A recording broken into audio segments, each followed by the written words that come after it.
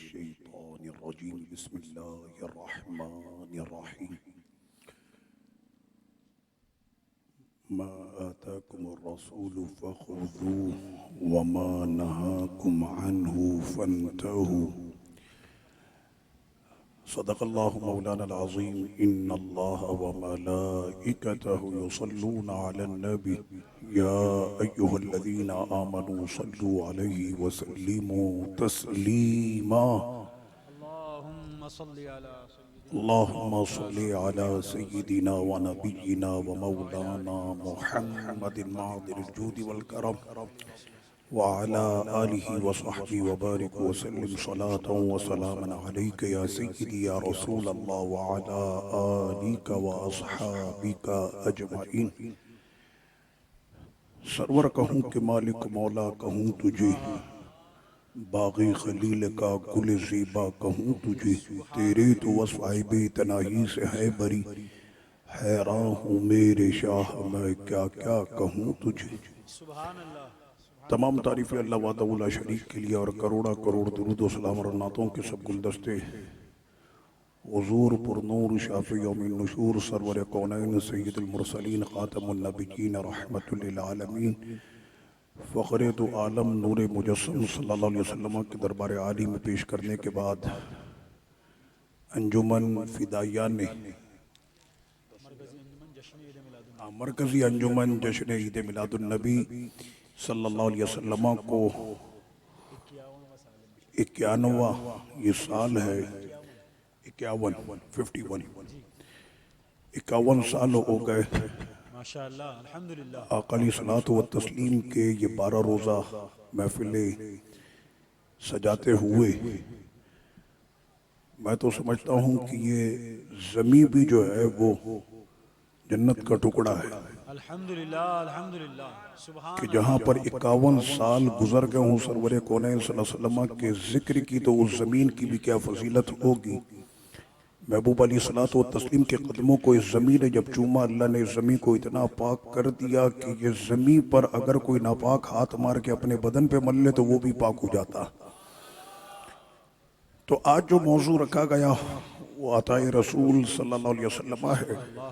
मैं इस मौजू पर उलमाए अरब की गुफ्तगू सुन रहा था और मैं ये देख रहा था कि जिस तरह से पाको हिंद में हमारा अकीदा है कि आका अलैहिस्सलातु व तस्लीम अपने गुलामों को अता फरमाते, जो मांगता उसे भी अता करते, जो ना मांगे उसे भी अता करते। सुभान अल्लाह। और आका अलैहिस्सलातु व तस्लीम के दरबार शरीफ में जो भी, चाहे वो मदीने शरीफ में रहते हुए सदा लगाए या पाकिस्तान में रहते हुए उसका दिल हुजूर की जानिब खिंचता हुआ चला जाए, तो मेरे आका उसे भी अता फरमाते। सुभान अल्लाह। सरवर कौनैन सल्लल्लाहु अलैहि वसल्लम का वो दरबार आली है कि जहाँ पर कोई भी शख्स महरूम नहीं होता। लेकिन मैं ये देख रहा था कि क्या वाकई में ये अकीदा ये सिर्फ पाको हिंद वालों का अकीदा है या अरब वालों ने भी इस पर कोई इस हवाले से गुफ्तगू की है। तो अरब के उलमाए कराम को जब मैंने सुनना शुरू किया तो पता ये चला कि ये अकीदा तो इराक वालों का भी है, शाम वालों का भी है, लबनान वालों का भी है, मिस्र वालों का भी है, और उसके अलावा आप इंडोनेशिया और मलेशिया, बल्कि बिल इख्तिसार मैं आपसे ये अर्ज़ करूँ कि जहाँ जहाँ पर आका अलैहिस्सलातु व तस्लीम का मिलाद शरीफ मनाया जाता है वहाँ पर बसने वाले तमाम लोगों का ये अकीदा है।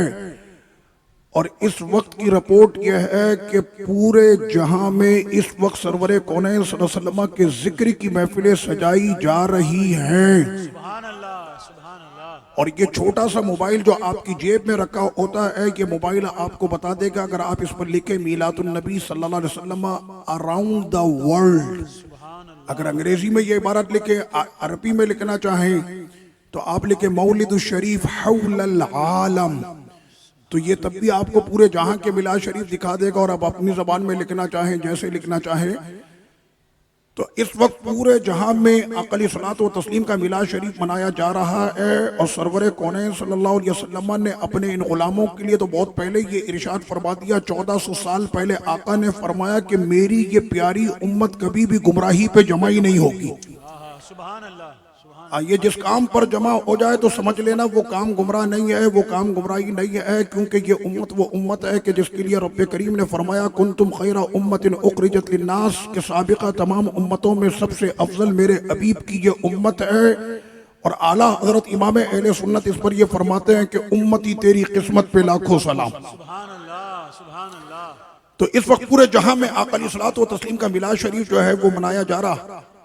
तो मैंने अरब वालों को जब सुना तो अरब वालों ने भी इस हवाले से बहुत से दलाइल जो हैं वो पेश किए कि सरवर कौनैन सल्लल्लाहु ताला अलैहि वसल्लम आका अलैहिस्सलातु व तस्लीम से कोई उम्मती अगर इस्तिगासा करे और कहे या रसूल अल्लाह मदद, या गौस अल मदद। सुभान अल्लाह। अब वो तो यहाँ पर बात कर रहे हैं कि नबी से, वली से, साले से, किसी से भी अगर वो मदद मांगता है तो क्या वो उसकी मदद करते हैं? तो आका अलैहिस्सलातु व तस्लीम का तो वो दरबार आली है कि जहाँ पर सैयदना अबू हुरैरा रज़ियल्लाहु अन्हु आकर ये अर्ज करते हैं कि या रसूलुल्लाह सल्लल्लाहु अलैहि वसल्लम मैं जो भी बात आपसे सुनता हूँ वो मैं भूल जाता हूँ। तो आका अलैहिस्सलातु व तस्लीम ने फरमाया कि अपनी चादर को बिछाओ। एक घर में अगर 4 भाई हैं तो ऐसा होता है कि एक का कुव्वत हाफ़िज़ा ज्यादा है तो दूसरे का उससे कम होता। तो घर वाले भी प्लान करते हैं कि सबसे बड़ा जो है वो ज़हीन है, इसका डॉक्टर बनाते हैं, दूसरा वाला उससे कम ज़हीन है, कहने उसको इंजीनियर बनाते हैं, उससे वाला जो कहने वो उससे कम है, कहने इसको वकील बनाते हैं। और कहने लगे सबसे छोटा वाला जो है कहना ये बड़ा शरारती है और बिल्कुल पढ़ता मढ़ता नहीं, कहने इसको जो है मौलाना के हवाले करते हैं, ये हाफिज कुरान बनेगा। तो यहाँ पर मसला ये कि हाफिजा का होना ये मेरे रब की अता है कि जिसको चाहे जितना हाफिजा वो अता फरमाए। तो सैयदना अबू हुरैरा रज़ियल्लाहु अन्हु ने आका अलैहिस्सलातु व तस्लीम के दरबार में अर्ज की कि हुजूर जो बात भी मैं आपसे सुनता हूँ वो मैं भूल जाता हूँ।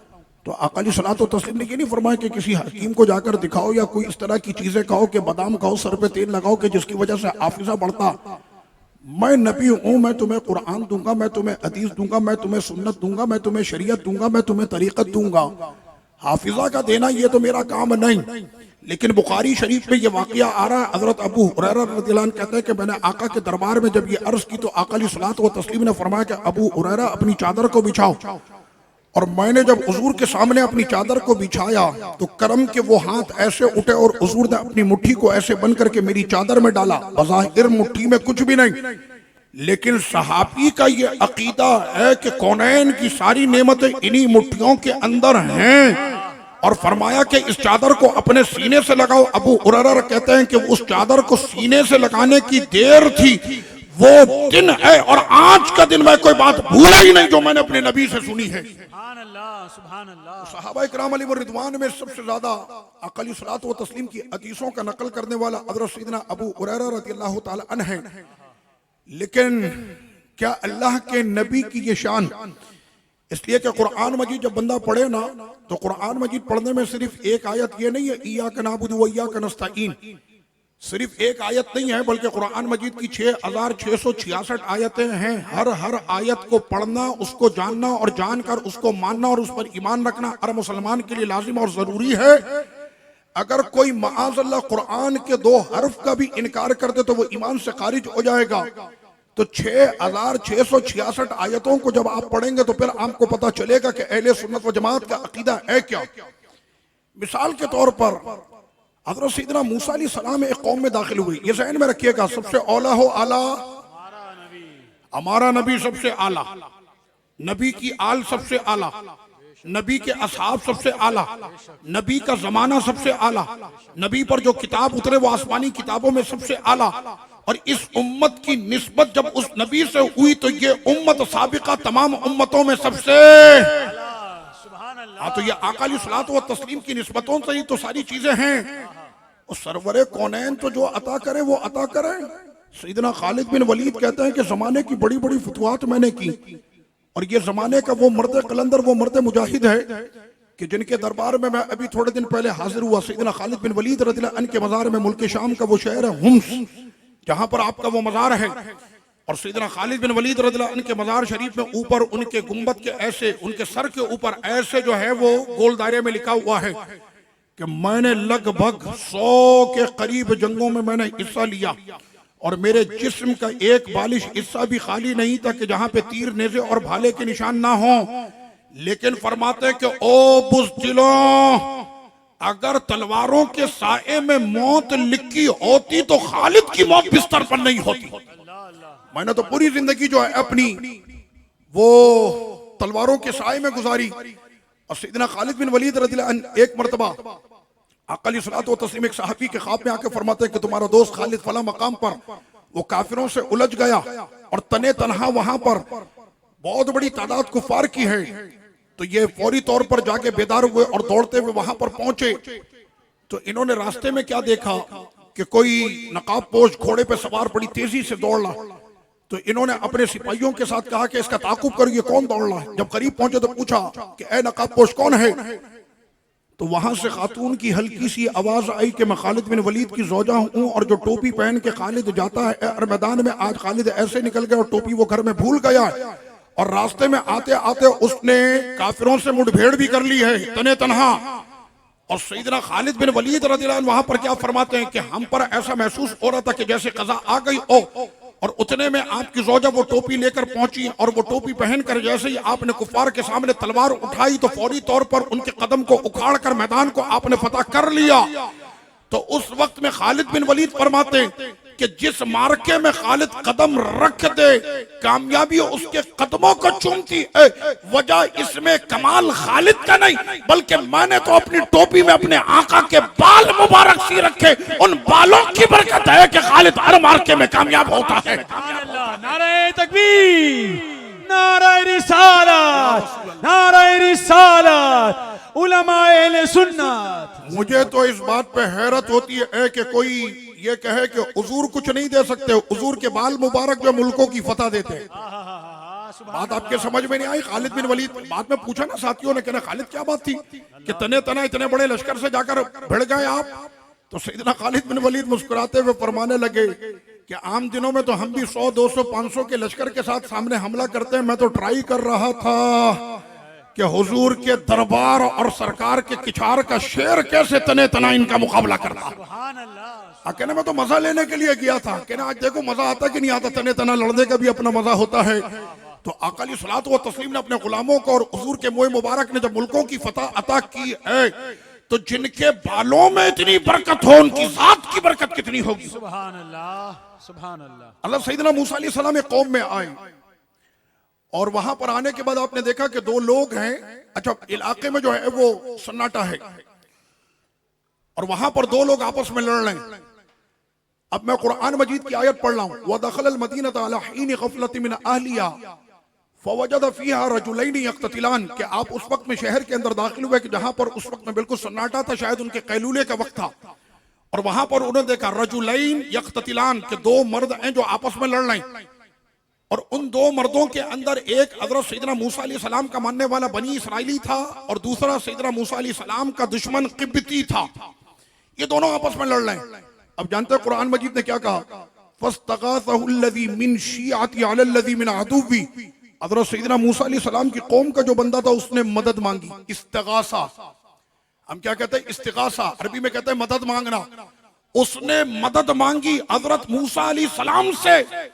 हजरत मूसा अलैहिस्सलाम के जाकर उसको समझा के लड़ो नहीं। वो जब नहीं माना ना तो सैयदना मूसा अलैहिस्सलाम ने फिर एक हल्का सा एक पंच उसके मुंह पे मारा और इधर हजरत मूसा अलैहिस्सलाम का पंच उसके मुंह पे लगा, वहीं उसकी मौत हो गई।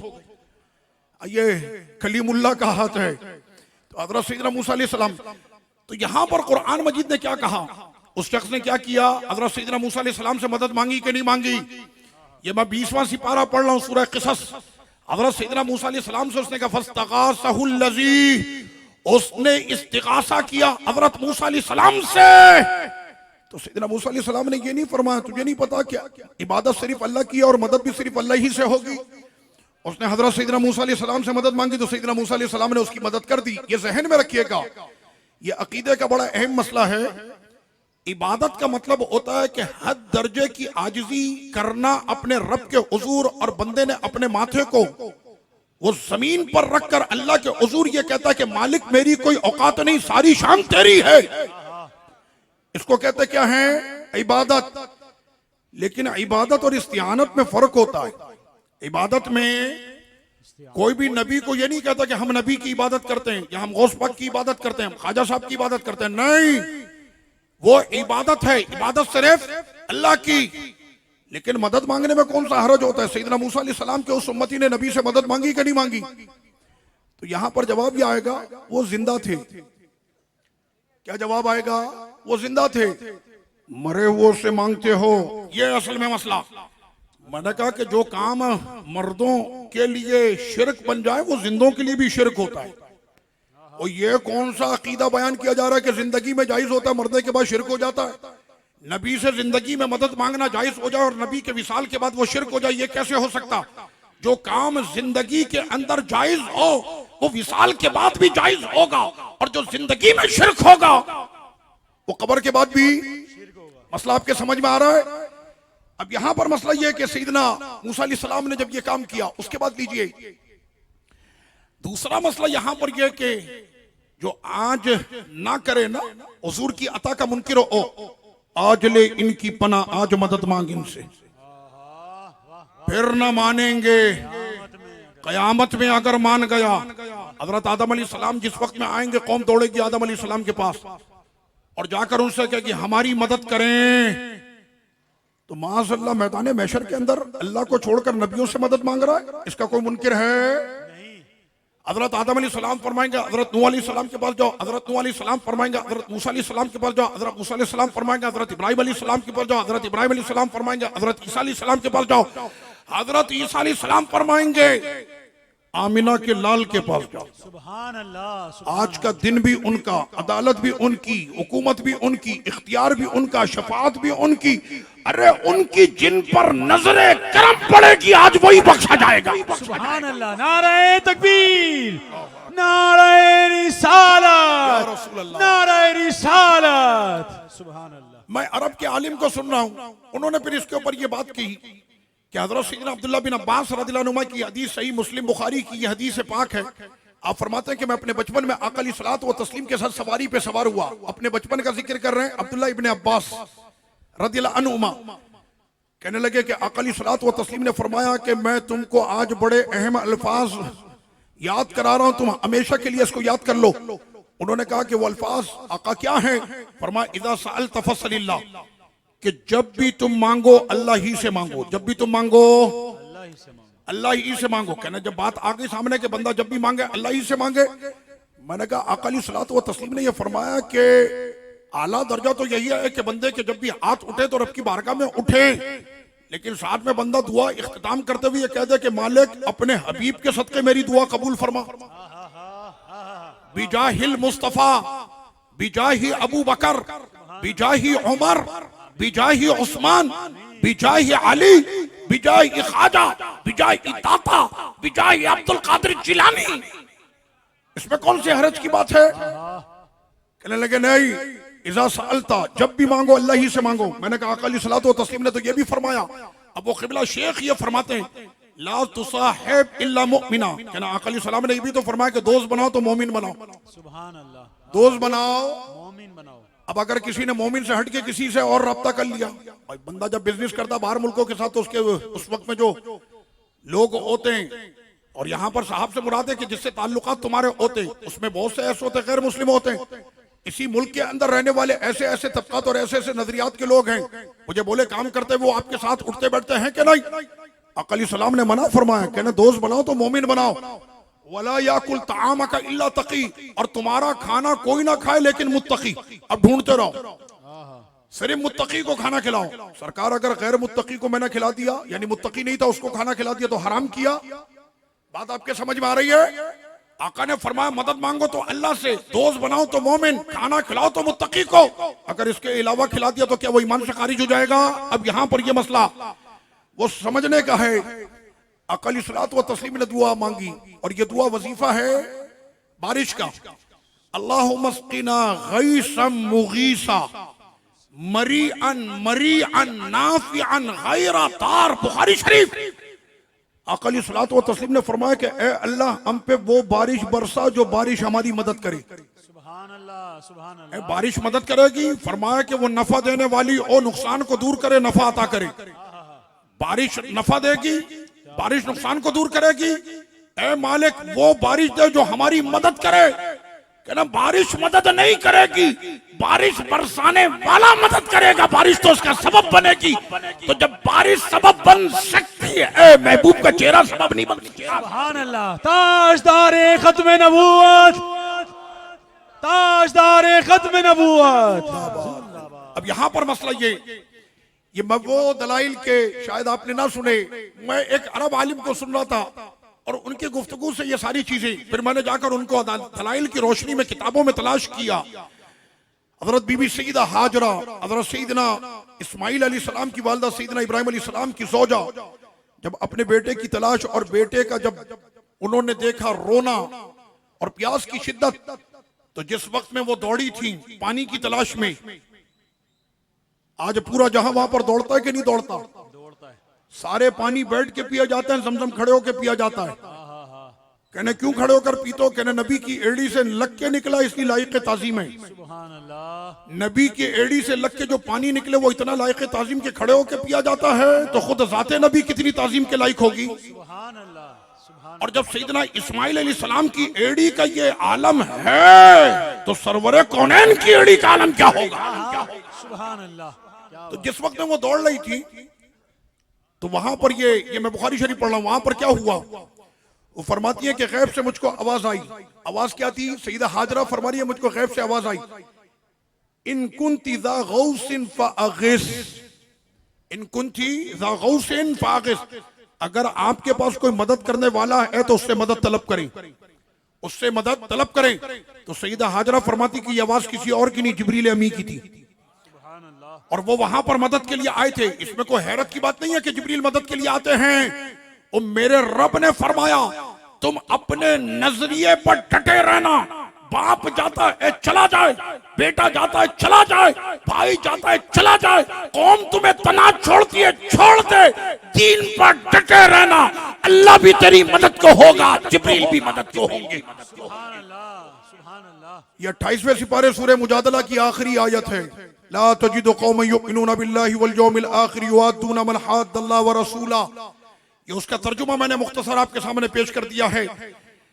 तो हजरत सईदा हाजरा अलैहिस्सलाम ने उस वक्त में जिब्रील अमी से मदद ली कि नहीं ली, और सईदना जिब्रील अमी ने वहां पर, हजरत इस्माइल अलैहिस्सलाम तो उस वक्त अपने बचपन में थे, वहां पर एड़ी लगी हजरत इस्माइल अलैहिस्सलाम की, लेकिन उस जमीन को चीरने का जो काम था वो जिब्रील की एड़ी कर रही थी। सुभान अल्लाह। अब आपके ये मसला समझ में आया?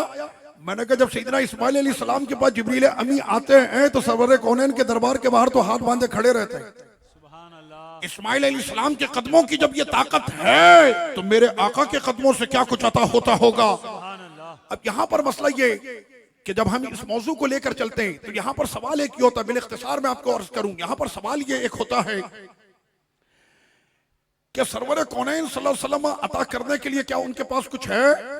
मैंने कहा अभी तो आपको बताया, सैयदा उम्मे सलीमा कहती हैं मेरे पास आका अलैहिस्सलातु व तस्लीम के मुंह मुबारक थे, जब भी हमारे यहाँ कोई बीमार होता था वो मेरे घर में प्याला उठाकर आता था, मैं आका अलैहिस्सलातु व तस्लीम के मुंह मुबारक बाल मुबारक निकाल कर उस प्याले के अंदर डुबो कर उसको देती, पीने वाला पीता शिफा पाता। सुभान अल्लाह, सुभान अल्लाह। आका अलैहिस्सलातु व तस्लीम मौजूद है अपने सहाबा इकराम के माबैन, और सरकार क्या कर रहे? हलक करवा रहे।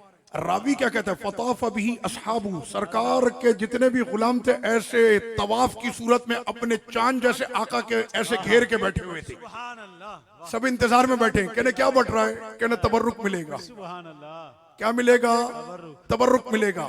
आका अलैहिस्सलातु व तस्लीम ने पहले अपने दाईं जानिब का हलक करवाया, हजरत अनस को दिया, आपस में बांटो। सुभान अल्लाह। मेरे आका ये बांटने का आप हुक्म फरमा रहे हैं कि ये बांट लो, तुमको इससे मुल्कों की रियासतें मिलेंगी। सुभान अल्लाह, सुभान। फिर बाईं तरफ के आका अलैहिस्सलाम ने जो है मुंह मुबारक अपने हलक करवाए और फरमाया कि इसको बाईं जानिब में जितने बैठे इनको आपस में बांट लो। ये जहन में रखिएगा कि आका अलैहिस्सलातु व तस्लीम के सामने जो भी काम हो उसको हदीस कहते हैं। क्या कहते हैं? सुभान अल्लाह। हदीस। मेरे सरकार का फरमान हदीस, सरकार का काम हदीस। सरकार के सामने किसी ने कोई काम किया, हुजूर ने मना नहीं किया, उसको क्या कहते हैं? हदीस। और सहाबा इकराम अलैहिम रिज़वान कहता सिर्फ ये नहीं कि हमने यहाँ पर आका अलैहिस्सलातु व तस्लीम के मुंह मुबारक लिए, हुजूर तो जब अपना लुआब थूकते थे हम तो लपक कर वो थूक भी पकड़ लेते थे। अल्लाह अल्लाह। सुभान अल्लाह। आका अलैहिस्सलातु व तस्लीम जब अपनी नाक मुबारक से वो रीठ मुबारक निकालते थे, शमाए रिसालत के जो परवाने उनके हाथ ऐसे मचलने होते थे, कौन सा खुश नसीब होगा किसके हाथ पर ये गिरेगी। और जिसके हाथ पर वो गिरती थी वो उसे अपने चेहरे पर मलता था। दूसरा कहता था सारा तबर्रुक तुम ही ले लोगे, कहना वो तो मैंने मल लिया। लो आप यहाँ गिरा था वो तो चेहरे पे मल लिया मैंने, कहना ये बताओ गिरा कहाँ था, कहना इस जगह पे, कहना इसी से काम चला लेता। ये मैं बुखारी शरीफ पढ़ रहा हूँ, साहब इकराम अलैहिम रिदवान ये क्या करते थे। उर्वा बिन मसूद अस-सकफी, ये मक्के में काफिरों का जासूस, वहां पर जासूसी करने के लिए गया था हुदैबिया की वादी में, कि देखो तो सही वहां चल क्या रहा है। इसलिए कि हुजूर के गुलाम जहां पर भी जमा हो जासूसी शुरू हो जाती है। सही, क्या बात है, क्या बात है। उसकी वजह यह है कि करबला की वादी से लेकर आज पाकिस्तान की जमीन तक जितने भी गुस्ताख और जितने भी मिर्जाई और जितने भी बातिल परस्त आए, उनके सरों को कुचलना हुजूर के गुलामों का काम है। नारे तकबीर, नारे रिसालत, नारे रिसालत। सुभान अल्लाह। मिलाद शरीफ मनाना उन्हीं लोगों का काम है जो हुजूर के गुस्ताखों को भी सामने आकर मुंह देते हैं, ये उन्हीं का काम होता। तो अकाली सलात व तस्लीम के गुलाम वहां पर जमा थे, तो उन्होंने जासूसी के लिए उर्वा बिन मसूद को भेजा। जब ये पलट कर वापस अपनी कौम में किया तो कौम ने पूछा क्या देखा, कहने मैंने रूम का कैसर देखा, ईरान का किसरा देखा, अफशे का नजाशी देखा, दुनिया की बड़ी बड़ी रियासत है और ये 3 सुपर पावर बादशाह भी देखे, इनकी रियासत भी मैंने देखी। और हर दरबार का दरबारी अपने बादशाह की ताजीम करता अपनी शान के मुताबिक। लेकिन रब्बे काबा की कसम, मैंने जो बादशाह आज देखा, इससे पहले ना ऐसा बादशाह देखा था ना ऐसे दरबारी देखे थे। सुभान अल्लाह। नारे रिसालत, हर सहाबी ये नबी, हाथ बुलंद, हर सहाबी ये नबी, हर सहाबी ये नबी, उलमाए अहले सुन्नत। उसके बाद फिर वो कहता है कि वो उनके थूक मुबारक को, उनकी नाक मुबारक की रीढ़ को, यहाँ तक कि उनके बदन से लगकर वजू का जब पानी गिर रहा होता है तो वो ऐसे लपकते हैं उस एक बूंद के कतरे को लेने के लिए। इन तवद्दा कादू यक्ततिलून अला वुदूई, लग ये रहा होता जैसे भी एक दूसरे की गर्दनें काट देंगे। ये मैं बुखारी शरीफ के अल्फाज मैंने पढ़े, कोई मुबालगा नहीं, मैं अपनी तरफ से नहीं बोल रहा, ये बुखारी शरीफ के अल्फाज है। इन तवद्दा कादू यक्ततिलून अला वुदूई, उनके वजू के तबर्रुक को पाने के लिए वो ऐसा कर रहे थे। और जब वो खिताब करते हुए किसी को ऑर्डर देते हैं, बिलाल जरा मेरी ऊँटनी को थोड़ा सा घास तो डाल देना, कहना ऑर्डर एक को होता है 1500 दौड़ते हैं। उनके नबी ने जब खिताब करना शुरू किया तो ऐसे अदब के साथ अपने नबी का खिताब सुन रहे थे, शायद इनके जिस्मों में अब जान नहीं, या इनके सरों पर परिंदा बैठा है, हिलेंगे तो उड़ जाएगा। ऐसे वो अपने नबी का खिताब सुनते हैं। फिर उर्वा जिसने सारी जिंदगी नमक खाया था मक्के वालों का, हुजूर और हुजूर के गुलामों को देखने के बाद नमक हलाली मेरे सरकार की कर रहा था। उस वक्त में वो कहता है, ओ मक्के के पागलों, तुमने जिस नबी के कत्ल का यहाँ पर प्लान बनाया, अपनी खैर मनाना कि उनके एक बाल को भी आंच ना आए, वरना उनके गुलामों के इश्क का आलम तो यह है वो तुम्हारी नस्लों को मिटा के रख देंगे। ऐसा इश्क करते हैं अपने महबूब आका से। तो अब यहाँ पर मसला ये कि सरवर कौनैन सल्लल्लाहु अलैहि वसल्लम अक़ली सलात व तस्लीम के मोए मुबारक और उन मोए मुबारक की ये सारी बरकतें, हुजूर के लुआब की ये बरकतें, हुजूर के पसीने की ये बरकतें। हमारे यहाँ तो जब दुल्हन रुखसत होती है उसको ना जाने कितना महंगा परफ्यूम सेंट दिया जाता। अक़ली सलात व तस्लीम और अक़ली सलात व तस्लीम के पर्दा फरमा जाने के बाद भी कई साल जिसके पास अक़ली सलाम का पसीना मुबारक लोग अपनी शीशियों में रखते थे, तो दुल्हन को रुखसत होते वक्त जो सबसे कीमती तोहफा होता था वो हुजूर का पसीना होता। सुभान अल्लाह, सुभान अल्लाह। और सरवरे कौनैन सल्लल्लाहु अलैहि वसल्लम का पसीना जिसके जिस्म पर हल्का सा मस भी हो जाए 6 महीने साल तो वैसी खुशबू आती। सुभान अल्लाह। अक़ली सलात व तस्लीम का पसीना जिसको मस हो जाए सारी जिंदगी खुशबू आती थी। सुभान अल्लाह। कि आका का पसीना इसको लगा है। तो सरवरे कौनैन सल्लल्लाहु अलैहि वसल्लम कि रब्बे करीम ने उनको जो है वो मकाम दिया, वो दे सकते हैं, ये एक सवाल है। इसलिए देने के लिए होना भी तो चाहिए ना, कौन देता है देने को मुंह चाहिए। सुभान अल्लाह। देने वाला है सच्चा, हमारा नबी। देने वाला है सच्चा। अब आइए कुरान मजीद में चलते हैं। अगर सैयदना सुलेमान अलैहिस्सलाम को रब्बे करीम ने अता किया, वलक़द आतीना दाऊद व सुलैमान इल्मा व वरिसा सुलैमान दाऊद व हुशिरा अन्नास व उल्लिमना मंतिक़ अत-तैर। अब जानते हैं सैयदना सुलेमान अलैहिस्सलाम को रब्बे करीम ने क्या कुछ अता किया था। हवाओं पर हुकूमत, फजाओं पर हुकूमत, दरियाओं पर हुकूमत, शजरो हजर पर हुकूमत, परिंदों की बोली। और सैयदना दाऊद अलैहिस्सलाम जब पढ़ते थे ना अपनी ज़बूर, कौन सी किताब, ज़बूर, 90 तर्जों पर पढ़ते थे। कितनी तर्जें थी? 90 तर्ज। हमारे यहाँ पर पाकिस्तान के पूरे जहां के सारे कारियों को जमा कर लो तो 6-8 तर्जें मिलेंगी, इससे ज्यादा नहीं। वो ये अलग होगा कि ये उसकी नकल करता, ये उसकी नकल करता, लेकिन जो मशहूर आपको मिलेंगी ना, इसलिए कि अरब से मेरा बहुत ज्यादा ताल्लुक रहता है अल्हम्दुलिल्लाह, तो वो 8-10 आपको तर्जें मिलेंगी। कोई फलां कारी को नकल करता है, कोई उसको नकल करता। सैयदना दाऊद अलैहिस्सलाम अकेले 90 तर्जों पर ज़बूर को पढ़ा करते थे। और जिस वक्त में आप पढ़ा करते थे तो इंसान जिन वो तो झूमते ही झूमते थे, शाख पर बैठा परिंदा भी झूमता था। सुभान अल्लाह। वो जो कहा गया ना मज़ामीर दाऊद, तो यहाँ पर मज़ामीर से मुराद आलत मौसीकी नहीं है, बल्कि उनके पढ़ने के वो लहजे हैं। वो 90 तर्जों पर ज़बूर की तिलावत किया करते थे। जब उनकी तिलावत का ये आलम है, तो जिनके पीछे उन्होंने तिलावत सुनी थी उस रसूल की तिलावत का आलम क्या होगा। मस्जिद अक्सा में खड़े थे ना, पीछे तो आका अलैहिस्सलातु व तस्लीम की तिलावत का आलम क्या होगा। तो हज़रत सैयदना सुलेमान अलैहिस्सलाम को रब्बे करीम ने ये सारी ताकत, कुव्वत और परिंदों की बोलियां और ये सारी हुकूमतें अता फरमाई थी। तो सैयदना सुलेमान अलैहिस्सलाम के जमाने में एक मलिका है जिसका नाम है बिल्कीस।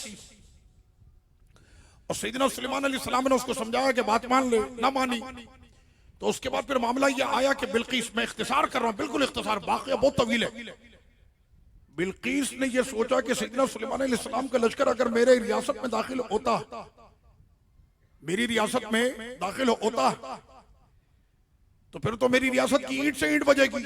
इसलिए कि सुलेमान कोई बादशाह है, वो अपना लश्कर लेकर आएंगे। इससे पहले कि वो आए तो हम क्यों ना फर्स्ट पोजीशन के अंदर उन पर अटैक कर देते, ताकि हम अपना दिफा कर सके और उन पर अटैक हो जाए। इधर वो अपने महल के अंदर ये सारी गुफ्तगू कर रही थी। और महल ये नहीं था कि बराबर वाली गली में था, महल दूर था 35,000 मील। आप पाकिस्तान से बाहर निकल गए, इतने दूर पर गुफ्तगू चल रही है किसकी, बिल्कीस की, मलका बिल्कीस की। और सैयदना सुलेमान अलैहिस्सलाम अपने दरबार में उसकी गुफ्तगू को सुन के मुस्कुरा रहे। ना वहां पर कोई व्हाट्सएप है, ना वहां पे फेसबुक है, ना वहां पर मोबाइल है, ना वहां पर टेलीफोन है, ना वहां पर कोई मैसेंजर है, ना पैसेंजर है, वहां पर कुछ भी नहीं है। कहने आप सुन कैसे रहे थे? कहने लगे कि ये सुनना तुम्हारे लिए मुश्किल होगा, लेकिन जिसके कानों में ताकत खुदा दे दे, सुभान अल्लाह, सुभान अल्लाह, जिसको ताकत रब अता करे। अगर सैयदना सुलेमान अलैहिस्सलाम वो सारी गुफ्तगू को सुन रहे थे, तो सैयदना सुलेमान अलैहिस्सलाम ने गुफ्तगू को सुनने के बाद क्या फरमाया, कौन है कि जो तख्ते बिल्कीस को उठाकर वहां से लाएगा? मेरे आका सुलेमान अलैहिस्सलाम, रब्बे करीम ने तो आपको खुद इतनी ताकत अता फरमाई है, अगर आप यूं इशारा करें तो तख्ते बिल्कीस खुद आपके सामने होगा। सुबह के वक्त में जब आप चहलकदमी करने के लिए निकलते हैं तो 2-4 गलियों में चहलकदमी नहीं होती। आप फलस्तीन से चहलकदमी के लिए निकलते तो ईरान तक चले जाते। और जिनकी चहलकदमी का आलम यो, इसमें हैरत की बात नहीं कि 7 समंदर पार चले गए। हैरत तो यह है कि जब आप चले तो समंदर भी साफ, दरिया भी साफ, शजर भी साफ, हजर भी साफ, जहां आपके साथ, हवा आपके हुक्म पर। तो सैयदना सुलेमान अलैहिस्सलाम की जब यह हुकूमत है, तो जिन्होंने नमाज पढ़ी थी उनके पीछे उस इमाम की हुकूमत कैसी होगी? और सैयदना सुलेमान अलैहिस्सलाम ने फरमाया, आप बोलियां सुन लेते हैं, कहने ये कौन सा मसला है? अच्छा, जिस वक्त के अंदर ये गुफ्तगू चल रही थी ना, तो वहां पर एक बहुत बड़ा लश्कर बैठा हुआ है। वो लश्कर है चूंटियों का। आपको पता है चूंटी पूरा एक लश्कर है। कुरान मजीद ने कहा वलिल्लाहि जुनूदुस समावाति वल अर्द, अल्लाह के लश्कर हैं जमीनों आसमानों में। अल्लाह के लश्कर आपको पता है? सिर्फ नाम लश्कर रख लेने से अल्लाह का लश्कर नहीं हो जाता, अल्लाह का लश्कर है। फरमाया कि कभी हमारा लश्कर फील अबाबील की सूरत में आता है, कभी हमारा लश्कर जो है वो मेंढकों की सूरत में आता है, कभी हमारा लश्कर जो है टिड्डियों की सूरत में आता है, कभी हमारा लश्कर खून की सूरत में आता है, कभी हमारा लश्कर जो है वो जुओं की सूरत में आता है। ये मैं कुरान मजीद की आयत का तर्जुमा कर रहा हूँ, वल्कुम्मला वद्दफादिया वद्दमा आयाति मुफस्सलात। तो ये सारे लश्कर हैं मेरे रब के। उन्हीं लश्कर में एक लश्कर है चूटियों का लश्कर। वक़ालत नमलतुन, और चूटियों की मलिका ने कहा, या अय्युहन नमलुदखुलू, ए चूटियों आज अपने अपने घरों से बाहर नहीं निकलना। अच्छा, ये ज़हन में रखे कि चूटियों का यहाँ पर बादशाही निजाम होता है, और जैसा डिसिप्लिन चूटियों में है किसी मुल्क की फौज में भी नहीं होगा। सही बात। आपको पता है, कभी जाकर पढ़ो और ये कुरान की एक एक आयत में अल्लाह ने जहां को रखा है। वो तो अलग मसला क्या हमें कुरान मजीद ही पढ़ना नहीं आता। ये चूटियों का पूरा एक लश्कर है, इनका पूरा एक नज़्म ज़ब्त होता है, इनकी एक मलिका होती है, इनके यहाँ पर सिक्योरिटी का इंतजाम होता है। वो चूटियां अपने इलाके की सिक्योरिटी करती हैं, जी बिल्कुल, गार्ड का निजाम होता है। इनके यहाँ पर जो है वो बीमारी के लिए वो अपने अस्पताल भी बनाते हैं। इनके यहाँ पर जो है वो मलिका का निजाम होता है, अगर उसी मलिका की शक्ल में कोई दूसरी चूटी पैदा हो जाए उसको मार दिया जाता है। एक रियासत में एक ही मलिका होगी, और जो मलिका के हुक्म को ना माने सारी चूटियां मिलकर उसको कत्ल करती हैं। इनके यहाँ पर बाकायदा ड्यूटी होती है, खाना लाने की ड्यूटी, पहुंचाने की ड्यूटी। आपने कभी देखा नहीं किसी लाइन के अंदर अगर चूटियां जा रही हो, एक भी लाइन से इधर उधर नहीं होगी, बिल्कुल स्ट्रेट लाइन जाएगी, नोट कीजिएगा कभी। तो रब्बे करीम ने फरमाया कि वो चूटियों की मलिका ने कहा, या अय्युहन नमलुत खुलू, ए चूटियों, मसाकिनकुम, क्या मतलब अपने घरों में रहना। पता ये चला चूटियां अपना घर बनाती हैं, अपने घरों से बाहर ना निकलना। ला यहतिमन्नकुम सुलेमान व जुनूद वहुम ला यशउरून, किसी भी वक्त में सुलेमान अलैहिस्सलाम का लश्कर यहां से गुजरेगा, हो सकता है कि बेख्याली में वो तुम्हें रोनते हुए ना चले जाए, बेशऊरी में तुम्हें रोनते हुए ना चले जाए, वरना नबी का जो गुलाम होगा बेख्याली में जानकर तो चूटी भी नहीं मारेगा, जानकर चूटी भी नहीं मारेगा। इसलिए कि जिसको नबी की मोहब्बत नसीब हो जाए उसका दिल नरम होता है। सरों को काट के फुटबॉल खेलना ये नबी के गुलामों का काम नहीं है, दहशतगर्दों का काम है।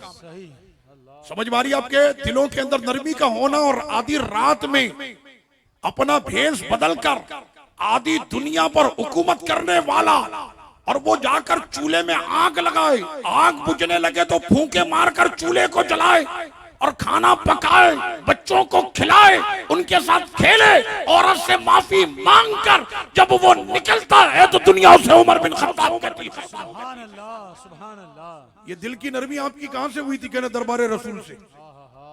ये दिल में जो इंसानियत की मोहब्बत डाली थी सरवर कौनैन सल्लल्लाहु अलैहि वसल्लम ने ये मोहब्बत मुझको अता की थी। वरना उमर के जलाल का आलम तो यह है कि जिस रास्ते पर खड़ा हो जाए तो इब्लीस रास्ता छोड़ के भाग जाता। सुभान अल्लाह। ओ चूटियों की मलिका ने कहा कि अपने बिलों के अंदर रहना। अच्छा, जिस वक्त में ये सारी गुफ्तगू चल रही है तो कुरान भी इसको बयान कर रहा है। फतबस्सम ज़ाहिकम मिन क़ौलिहा, मैंने कहा चूटियों की आवाज किसी को आती है, पूरे लश्कर, उसका पूरा ठिकाना और उसका पूरा जो बस्ती और वादी का जिक्र तो कुरान ने कर दिया। वादी नमल, ये चूटियों की वादी है। हम कहते हैं ना ये वादी फला वादी में आ गए, तो कुरान ने बाकायदा जहां पर चूटियां बसती है उसको क्या कहते हैं? वादी, यानी पूरा इनकी कौम वहां पर रहती है। हमारे यहाँ होता है ना भाई, ये फला कौम के लोग यहाँ रहते हैं, इस इलाके में फला कौम के लोग रहते हैं, तो रब ने फरमाया उनकी भी पूरी कम्युनिटी है कौम की सूरत में अपनी वादी के अंदर रहते हैं। अब ये चूटी अगर मैं माइक पर भी रखूं, आवाज आ रही है?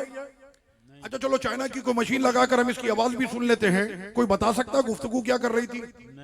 इंग्लिश लैंग्वेज तो आपने सुन ली, अरबी लैंग्वेज आपने सुन ली, फ्रेंच आपने सुन ली, रशियन आपने सुन ली, जब से सीपैक का काम शुरू हुआ चाइना भी आपने सीख लिया। चूटी लैंग्वेज का कोई सेंटर है? नबी हमारी तरह होता है। मैंने बता चूटी क्या बात कर रही है? अल्लाह अल्लाह अल्लाह, क्या बात है, क्या बात है, वाह वाह। ये बता चूटी क्या बात कर रही है? हमें क्या पता चूटी क्या बात कर रही है। मैंने कहा आप सुन कुरान क्या कहता। वो अपने बिल के अंदर जब ये ऐलान कर रही थी मूसा, सईदना सुलेमान अलैहिस्सलाम उसकी गुफ्तगू अपने महल में सुन के मुस्कुरा रहे थे। सुभान अल्लाह, नारे तकबीर, नारे रिसालत, ताजदार खत्म नबूवत, जिंदाबाद जिंदाबाद। अब सईदना सुलेमान अलैहिस्सलाम उसकी गुफ्तगू को सुन के वहां पे मुस्कुरा रहे थे। तो सईदना सुलेमान अलैहिस्सलाम के दरबार में बड़े अदब के साथ ये अर्ज है कि मेरे आका सुलेमान अलैहिस्सलाम, आपकी समात का ये आलम है कि आप अपने दरबार में सुन के मुस्कुराते हैं। ये तो आपकी समात है। हमें ये बताइएगा कि जिनके पीछे मस्जिद अक्सा में आपने नमाज पढ़ी थी, उनकी समात का आलम क्या है? कहना हम तो बिलों की सुनते हैं, वो तो दिलों की सुनते हैं, दिलों की सुनते। तो सैयदना सुलेमान अलैहिस्सलाम ने उस वक्त में फरमाया, कौन है जो तख्ते बिल्किस को उठा के लाएगा और मुझे चाहिए फौरी तौर पे। क़ाला इफ़रीतुम मिनल जिन्न, 19वां पारा। क़ाला इफ़रीतुम मिनल जिन्न, जिन्न ने कहा अना अतीका बि क़ब्ल अन तक़ूमा मिन मक़ामिक, आपके दरबार के खत्म होने से पहले मैं तख्ते बिल्किस लेकर आता हूं। ये काम आप कैसे कर सकते हैं? तो उसने कहा व इन्नी अलैहि लक़वियुन अमीन, मेरे रब ने मुझको कवी भी बनाया है, अमीन भी बनाया। ताकत है, रियासत में जाऊंगा, टकराऊंगा, तख्त को उठाकर लाऊंगा, और उस पर होंगे जमुर्रद, याकूत, मरजान, हीरे, जवाहिरात, सोना चांदी जड़ा हुआ। मेरा आपसे वादा है कि वो पूरी की पूरी अमानत आपके पास होगी, जर्रा भी कम नहीं होने दूंगा। इतने वसूख के साथ कोई भी आपको पार्सल वाली कंपनी बता सकती है? कोई दुनिया के अंदर ऐसी पार्सल वाली कंपनी जो आपको बता दे कि आनन फानन के अंदर आपका पार्सल डिलीवर कर दिया जाएगा और पूरी अमानत के साथ? मैंने कहा यहाँ पर अगर किसी को याकूत मरजान की दे दी ना मौलाना, वो तो कहेगा बाबा यहीं पे लिफाफा खोलो, आधा बार निकालो। हजरत सैयदना सुलेमान अलैहिस्सलाम के दरबार का वो जिन ये कहता है कि आनन फानन के अंदर मैं लेकर आऊंगा और पूरा का पूरा लेकर आऊंगा। आप जानते हैं उसने क्या कहा? मैं कवि हूं। तवज्जो है, क्या कहा? मैं कवि हूं। अब कुरान से पूछते हैं कि कवि किसकी सिफत है? इन्नल्लाह लक़वियुन अज़ीज़, बेशक अल्लाह कवि है। इसी पर तो मसला होता है, कवि कौन है? नबी तो इंसान होते हैं, बशर होते हैं हमारी तरह, वो खाते भी हमारी तरह, पीते भी हमारी तरह। अभी आप क्या समझ रहे हैं कि आपके यहाँ पर जलसे चल रहे हैं तो दूसरी जगह पर दारुल नदवा वाले भी लगे हुए हैं? समझ में आ रही आपके? वो भी अपने तौर पे लगे। क्या यहाँ पर आकर ये लाइटें लगाकर, चरागा करके, झंडियां सजा के, ये करके, वो करके, ये सब करके कर क्या रहे हैं? मैंने कहा अपने नबी का जश्न मना रहे हैं, अपने ईमान का इजहार कर रहे हैं। हम अपने बाप की शान नहीं बयान कर रहे, उस महबूब आका की कर रहे कि जिन्होंने हमको पैदा होते ही अजमत उम्मत का लक़ब अता कर दिया। उम्मती तेरी किस्मत पे लाखों सलाम। ये उन्हीं की वजह से उम्मत को शान मिली है।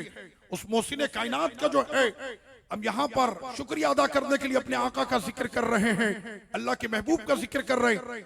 तो अब यहाँ पर मसला ये कि हजरत सैयदना सुलेमान अलैहिस्सलाम ने कहा कि ये तो बहुत देर हो जाएगी, कोई आनन फानन के अंदर लाने वाला नहीं है।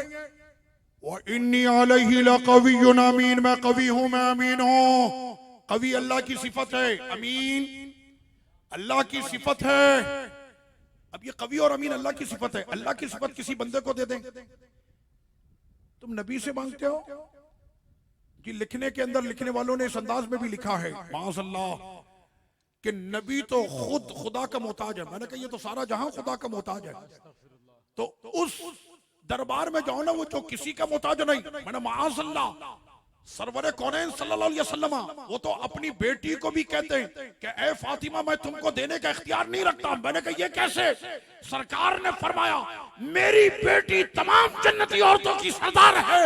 सुभान अल्लाह, सुभान अल्लाह। आका ने अपनी शहजादी को मकाम दिया तो क्या मकाम दिया? फरमाया सिर्फ वो सरदार नहीं, उसके दोनों बेटे भी जन्नती जवानों के सरदार है। सुभान अल्लाह, वाह वाह। ये दुनिया के अंदर हमारा क्या है? ये जन्नत है ही हमारी, बेशक ये सारी रियासत है ही हमारी। तो आका ने बताया हमारी रियासत वो है, इसकी तो कोई औकात नहीं। वो सैयदना अबू बकर सिद्दीक रज़ियल्लाहु अन्हु के पास यहूदी आकर कहता है ना, कहता है सिफ़ली मोहम्मद, आका अलैहिस्सलाम की शान बयान करो। तो सिद्दीक अकबर रज़ियल्लाहु अन्हु से ज्यादा सरकार की शान कौन जानता होगा? सुभान अल्लाह, क्या बात है, क्या बात। वो आज हमारे यहाँ कोई कहे हमें पता उनका इल्म कितना था, यहाँ से यहाँ तक का था, इतनी ताकत थी, इतना ये था, इतना वो। मैंने कहा कि जो हुजूर के सीने से सबसे पहले नूर की किरणें पाता था वो अबू बकर सिद्दीक। सुभान अल्लाह, सुभान अल्लाह। जिसका सीना मुनव्वर था हुजूर के नूर से वो अबू बकर सिद्दीक है। दूध पिए मेरे आका, पेट अबू बकर का भरता था। सुभान अल्लाह, क्या बात, वाह। तो वो सिद्दीक अकबर कहते हैं मुझे अपने आका की शान क्या पता, मैं क्या बयान करूं, मेरे भाई उमर से पूछो। सुभान अल्लाह। अब वो गया फारूक आजम रज़ियल्लाहु अन्हु के पास, कहने लगा सिफ़ली मोहम्मद, दुरूद शरीफ पढ़ा करें सल्लल्लाहु अलैहि वसल्लम, हमें जरा आका की शान बयान करो। उनको पता है कि जहां से होकर आ रहा है उन्होंने नहीं की तो मैं क्या करूंगा। कहने लेकिन मैं तुमको बताता हूँ एक ऐसा दरवाजा है वो तुम्हारे जवाब का ऐसा तसल्ली बख्श सवाल का तसल्ली बख्श जवाब देगा, तेरी बोलती बंद होगी। ऐसा करके हिकमत और इल्म का जो शहर का दरवाजा उसके पास चला गया। अब वो आया सैयदना मौला कायनात रज़ियल्लाहु अन्हु के पास और आकर कहने लगा कि मुझे आका अलैहिस्सलातु व तस्लीम की शान बयान करो। सैयदना मौला कायनात रज़ियल्लाहु अन्हु ने फरमाया पहले मुझे इस दुनिया की शान बयान कर। इतनी बड़ी दुनिया, ये चांद, ये तारे, ये अंजुमन सितारों की, ये समंदर की मौजें, समंदर की मखलूक, फिर ये फर्श, फिर अर्श, फिर जमी, फिर आसमां, इन सब की तू पहले तारीफ कर। कहने इतनी बड़ी जमीन है इसकी कौन तारीफ कर सकता, इतना बड़ा जहां है इसकी कौन तारीफ कर सकता है। फिर आपने फरमाया कुरान कहता है मताउ दुनिया कलील, ये पूरा जहां और इसमें जो कुछ भी है वो क्या है? कलील। क्या है? और जिनके बारे में तू आया है उनके लिए कुरान कहता वो इन्नका लअला खुलुकिन अज़ीम, और तू कलील बयान नहीं कर सकता तो मैं अजीम कैसे बयान करूं? तो उसी वक्त उसकी ज़बान पे कलमा जारी हो गया। अब मसला आपके समझ में आ रहा है? अब ये जो लफ्ज है कवी और अमीन, कुरान ने कवी किसको कहा? अल्लाह के लिए। कवी कौन है? बोलो ना, कवी कौन है? आज मैं मसला आपको हल करके जाऊंगा इंशाल्लाह। मेरी ये तकरीर अगर आपके सीनों में महफूज रही इंशाल्लाह, नस्लों के अंदर कोई बदअकीदा नहीं होगा। कवी कौन है? अल्लाह। इसलिए कुरान ने कहा ना इन्नल्लाह लक़वियुन अज़ीज़, बेशक कुव्वत वाला गलबे वाला कौन है? अल्लाह है। वो हमारे यहाँ कुरान मजीद की आयतों का इस्तेदलाल भी गलत कर दिया जाता। वो कुरान मजीद के अंदर है ना वला इज्तमाउ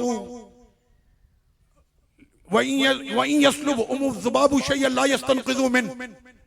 कुरान कहता है कि ये सारे भी जमा हो जाएं तो एक मक्खी पैदा नहीं कर सकते। क्या नहीं कर सकते? ये 17वें सिपारे का बिल्कुल आखिरी रुकू है कि सारे जमा हो जाएं तो एक मक्खी भी पैदा नहीं कर सकती।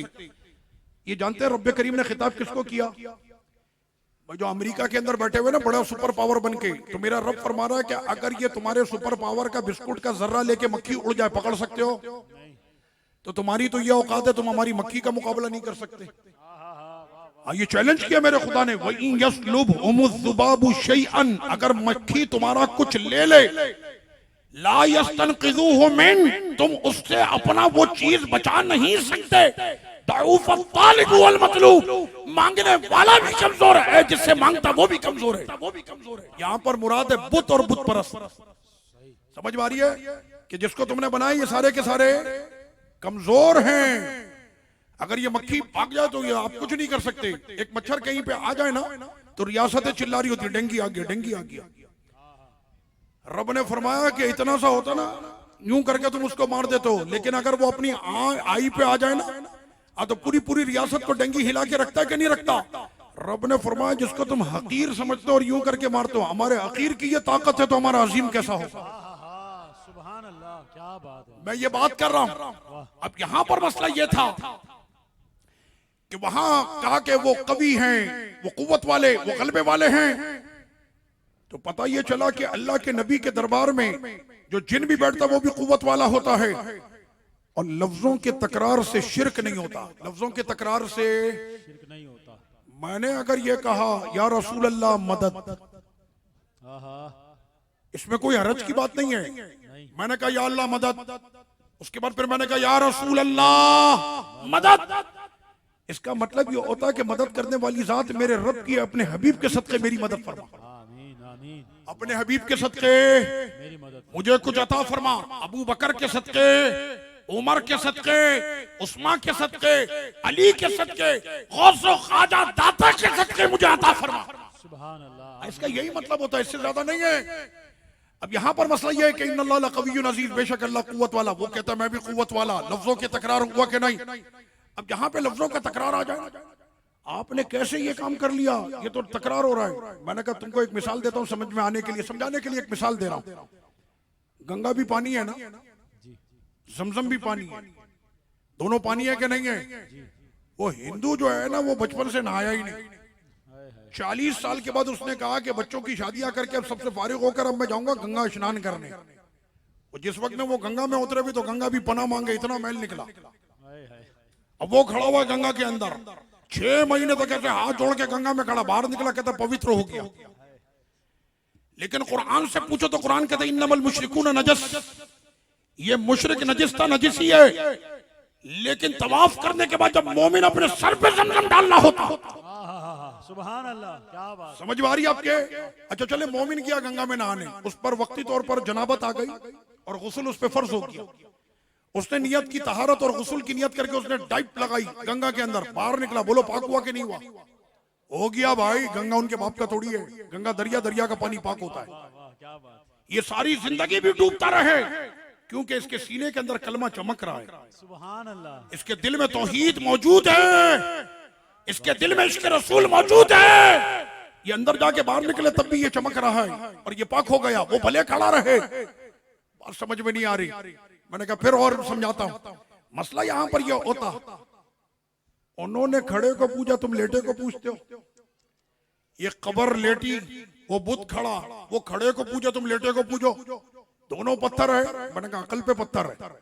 जिस काबे में जाते हैं वो सारा काबे का काबा, वो सारा क्या है, वहां पर जो सुतून है वो क्या है, वहां पर जो हजरे अस्वद है वो क्या है, जो मकाम इब्राहिम है वो क्या है, काबे की दीवारें क्या हैं, और उसी काबे की दीवार में एक ऐसा पत्थर के बगैर उसको चूमे इबादत भी शुरू नहीं होती। सुभान अल्लाह, सुभान अल्लाह। वाह। अब ये सारे के सारे पत्थर वादी हरम के अंदर हैं, सारे के सारे मुकद्दस हैं, लेकिन उसी हरम की वादी में एक ऐसा भी पत्थर है कि जिसे कौम 10 जिलहज को टिका टिका के पत्थर मारती है। निस्बतों का फर्क है, प्यारों से हो जाए तो रहमानी होता, बेईमानों से हो जाए तो शैतानी होता। सुभान अल्लाह। नाराए तकबीर, नाराए रिसालत, नाराए रिसालत। ताजदारे खत्म नबूवत जिंदाबाद, ताजदारे खत्म नबूवत जिंदाबाद, जिंदाबाद। मसला आपके समझ में आ रहा? अब लीजिए जनाब, यहाँ पर हज़रत सैयदना सुलेमान अलैहिस्सलाम ने फरमाया कि इसमें तो बहुत ताखीर हो जाएगी और वक्त भी काफी हो चुका, इसमें बहुत ताखीर हो जाएगी। है कोई जो हमारे पास अर्जेंट के अंदर लेकर आए? है? इतनी फास्ट सर्विस तो मिल रही है, ये अभी जा रहा है और 2 घंटे के अंदर तक पूरा लेकर आ रहा है, इसमें भी ताखीर हो रही है? कहना हमारे पास तो हर क्वालिटी की मौजूद है। क्या बात है। अलल्लज़ी इंदहु इल्मुम मिनल किताब, जिसके पास किताब का कुछ इल्म था, उसने कहा अना आती कभी कबला अन यरतद्दा इलैका तरफुक, मेरे आका सुलेमान अलैहिस्सलाम अगर आप मुझको ये काम दें, आपकी पलक झपकने से पहले तख्ते बिल्किस को मैं लेकर आता हूं। इधर सुलेमान अलैहिस्सलाम की पलक भी ना झपकी थी, उधर तख्ते बिल्किस आ चुका था। अब इस आयत से आपको कुछ मसला समझ में आ रहा है? नबी तो नबी है, नबी के दरबार में बैठने वाले आसिफ बिन बरखिया की भी ताकत का आलम यह है कि पलक झपकने से पहले तख्ते बिल्किस आ गया। जब उनके दरबार के दरबारी का यह आलम है तो सरकार के दरबार के अबू बकर, उमर, उस्मान और हैदर का आलम क्या होगा? हर सहाबी ये नबी, हर सहाबी ये नबी जन्नती। अब यहाँ पर एक मसला इसी आयत के साथ है, एक वाकया आपके मुल्क के साथ है, और शायद आप, मैं इसलिए ये बातें पेश कर रहा हूं ताकि अवामी तौर पर अवाम के समझ में मसला आ जाए।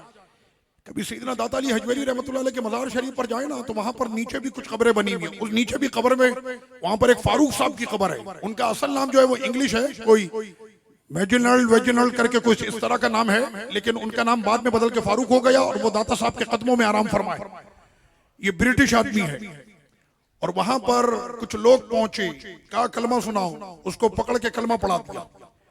अब ये कलमा वाली पार्टी जो है उसको कलमा तो पढ़ा दिया, अब वो बार बार सवाल करे। आपको पता गोरों की आदत होती है, वो केटू के पहाड़ पे भी चढ़ के तलाश करते ये कीड़ा इसकी किस्म क्या है, अब उसकी आदत है। अब ये रिसर्च कर, जब तक वो ईमान नहीं लाया था वहां रिसर्च करता था, ईमान लिया तो कुरान में रिसर्च शुरू हो गया। ओ मोमिनो, कुरान को पढ़ा करो, कसम खुदा की इसकी हर आयत में कई जहां बसे हुए। वो अलग बात है कि हम पढ़ते नहीं है, कसम खुदा की जिसको कुरान का इश्क हो जाए तो फिर उससे कुरान दूर कोई कर ही नहीं सकता। और ये किताब ऐसी मोहब्बत वाली किताब है जो इससे दिल लगाई उसके दिल में समा जाती है। सुभान अल्लाह। ये कुरान के हाफिजों के सीनों के अंदर होती है कि नहीं होती? 11 साल की उम्र में मैंने कुरान मजीद हिफ्ज़ किया था, आज 43 साल उम्र हो रही है, आज भी तरावी पढ़ाता हूं। सुभान अल्लाह, सुभान अल्लाह। ये कुरान मजीद की बरकत है, इसमें हाफिज का कोई कमाल नहीं। और सिर्फ ये नहीं कि 20 रकातों के अंदर वो जब खड़ा होता है ना हाफिज, तो उससे जरा पूछो तो सही, और पीछे पब्लिक तो खड़ी हुई अपना हिसाब किताब कर रही होती है। जो आगे हाफिज पढ़ा रहा होता उससे पूछो कि जहां पर छोड़ा था कहां पे रुकू किया, खड़ा हुआ तो उसको याद रखना पड़ता, कहां छोड़ा था वहीं से फिर वो शुरू करता है। और 1 से 2 गलती आ जाओ तो पीछे कहूंगा हाफिज साहब याद नहीं था आज आपको, सही समझ में आ रही है आपके? तो ये जो वो पढ़ रहा होता है कुरान, ये कुरान उसको लेके चल रहा होता है, ये कुरान का मोजज़ा। अब यहां पर मसला ये कि वो कलमा तो उसने पढ़ लिया, अब वो कहने लगा यार ये आला वाकया समझ में नहीं आता है, 35,000 मील की दूरी पर पलक झपकने के अंदर पूरा तख्त मलका का उठा के आ जाना, ये होता कैसे? अब राब्ता उन लोगों से पड़ा था जो रूहानियत के कायल ही नहीं है। अब वो घूमते घामते उसको लेकर आए यहाँ पाकिस्तान में वो घूमते घामते उसने मीनारे पाकिस्तान देखा, शाही मस्जिद देखी, सब देखा। मैं रियलिटी बता रहा हूँ। सब घूमने के बाद फिर वो पहुंचा कहाँ पे? दाता दरबार के सामने। कहने लगे यहाँ पर क्या है, लोगों का बड़ा जम्मे गफीर है, लोग बड़ा आ रहे हैं यहाँ पर। कहना कुछ नहीं, यहाँ पर कब्र परस्ती होती है। समझ रहा आप? कब्र परस्ती होती है, कब्र की पूजा करने वाले लोग हैं माशाअल्लाह। कहना मैं तो खुद शिर्क कदे से निकल के आऊं, जहां पे शिर्क होता है वहां तो बड़ी स्मेल होती है, यहां से तो मुझको अंबर की खुशबू आ रही है। सुभान अल्लाह, सुभान अल्लाह। मैं तो देखूंगा क्यों, मेरी तबीयत में रिसर्च करना। पहुंचा वहां पर, दरबार के सामने कोई शख्स खड़ा, बारे सफेद दाढ़ी में, खादिम को खड़ा दरबार का। सलाम दुआ हुई, उन्होंने पूछा क्या चलेगा, मौसम ठंडा था, कहना कुछ गरम मिल जाए, एक कप गरम चाय की प्याली मिल जाए। उन्होंने यूं हाथ किया और यूं करके कप उसको दे दिया। वाह वाह वाह वाह, सुभान अल्लाह। और जब उसकी, इसमें हैरत नहीं कि यूं किया और हवा में लहरा के कप उसके सामने किया और उसमें चाय गरम गरम मौजूद थी, हैरत तो उसको इस बात पर हो रही थी कि हाथ में जो उसके कप था ये वही कप था जिसमें वो ब्रिटानिया में सुबह चाय पिया करता था। सुभान अल्लाह, क्या बात है। तो उसने ये कहा कि जिनके दरबार के खुदामों का ये आलम है तो सरदार का आलम क्या होगा। वाह वाह, सुभान अल्लाह। और फिर वो दाता साहब की मोहब्बत में ऐसा गिरफ्तार हुआ कि दाता साहब के कदमों में उसने जिंदगी गुजारी और आज भी वो आपके कदमों में मदफून है। फारूक साहब, उनकी कब्र नीचे मौजूद है। अब यहाँ पर मसला यह कि सैयदना सुलेमान अलैहिस्सलाम ने काम कर दिया। बिल इख्तिसार, बिल्कुल आखिरी बात, और इसको बहुत तवज्जो से सुनना है, जो हमारे आज के इस मसले पर अक़ली सलात व तस्लीम को पर्दा फरमाए दुनिया से तकरीबन कोई 1400 साल से ज्यादा हो गया। क्या हुजूर आज भी मदद फरमाते हैं, आज भी अपने गुलामों को अता करते हैं? ये एक सवाल है। आज भी अता करते हैं। गौस पाक को दुनिया से गए हुए 1000 साल के करीब हो गया, वो आज भी मदद करते हैं? ये सवाल है। आज भी करते हैं। मैंने कहा कोई भी भूखा अगर वहां पर चला जाए तो खाना तो आज भी मिलता है। बेशक मिलता है कि नहीं मिलता? वरना पूरे शहर के अंदर घूम लो, ना मिले दाता साहब चले जाओ मिलेगा। सुभान अल्लाह। कहीं पर ना मिले अब्दुल्ला शाह गाजी चले जाओ तो मिलेगा। बेशक। समझ मारी आपके? मैंने कहा ये है नहीं तो क्या है, ये बरकत है कि नहीं? सगा भाई ना पूछे, मेरे दाता साहब तो पूछते हैं ना। आने वाला कोई भी वहां पे साहिल भूखा नहीं होता। मैंने तो देखा ठीक ठाक पले हुए होते हैं। वहां पर जो रहने वाले होते हैं उनकी भी ठीक ठाक खिदमत है। अब यहाँ पर मसला यह है, मैं तो आपको क्या बताऊं कि दरबार गौस पाक रज़ियल्लाहु अन्हु में तो मैंने वो जमाना देखा, मैं खुद वहां पर मौजूद था और मैं पढ़ता था बगदाद शरीफ में, जिस वक्त में 2003 में अमेरिका ने इराक पर अटैक किया और बगदाद शरीफ पर तो मिसाइलों की उसने बारिश की थी, बारिश, इतने मिसाइल उसने बरसाए। दुकानें बंद, अस्पताल बंद, बेकरी बंद, तंदूर बंद, होटल बंद, सब कुछ हो गया बंद। सगे भाई ने भाई पे दरवाजा किया बंद। उस वक्त में फ्रांस का सफीर ये लिखता है कि जब बगदाद पर मिसाइलों की बारिश हो रही थी और पूरा बगदाद बंद था, उस वक्त भी अगर 2 वक्त की पेट भर रोटी अगर किसी को नसीब होती थी तो अब्दुल कादिर जिलानी के लंगर खाने पे होती। नारे तकबीर, नारे रिसालत, नारे गौसिया। दरबार गौस पाक रज़ियल्लाहु अन्हु के सज्जादा नशीन तशरीफ लाए और मैंने उनसे पूछा, मैंने कहा कि इस लंगर खाने को लगभग कोई 1000 साल के करीब हो रहा है, ये बताइए कि ये कभी किसी दिन बंद भी हुआ है? कहना आप दिन की बात नहीं करो, ये आज तक कभी किसी एक वक्त के लिए भी बंद नहीं हुआ। तो मैंने कहा ये फायदा तो यहाँ पर चल रहा होता है ना, ये तो सामने हमारे सारी रियलिटी है। लेकिन मैं आज आपको ये बताऊंगा, इसलिए कि तो कहने लगे मौलाना लफ्जों की लफाजी की है। मैंने कहा दलाइल आपको दे देते, कोई ऐसा मसला नहीं है, ताकि अहले सुन्नत व जमात के अकीदे की हक्कानियत आपके सामने आए। अब यहाँ पर मसला यह है कि सैयदना सुलेमान अलैहिस्सलाम भी जिंदा हैं, उनके दरबार का वो जिन भी जिंदा है, उनके दरबार का वो वली आसिफ बिन बरकिया भी जिंदा है। ये तो सब अपनी जिंदगी में कर रहे हैं, क्या ये अपनी कब्र में भी जाने के बाद भी कर सकते हैं? मैंने कहा नहीं कर सकते, तू साबित कर दे। मैं चैलेंज करता हूं, चैलेंज। 6666 आयतों में एक आयत दिखा दे, एक, कि अल्लाह का नबी जब दुनिया से चला जाए तो उसके पास कुछ भी नहीं होता।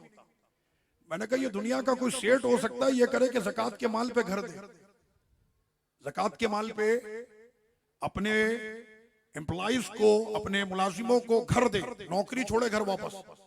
अब मैंने सेठ ये कौन सी ज़कात है जो वापस होती है?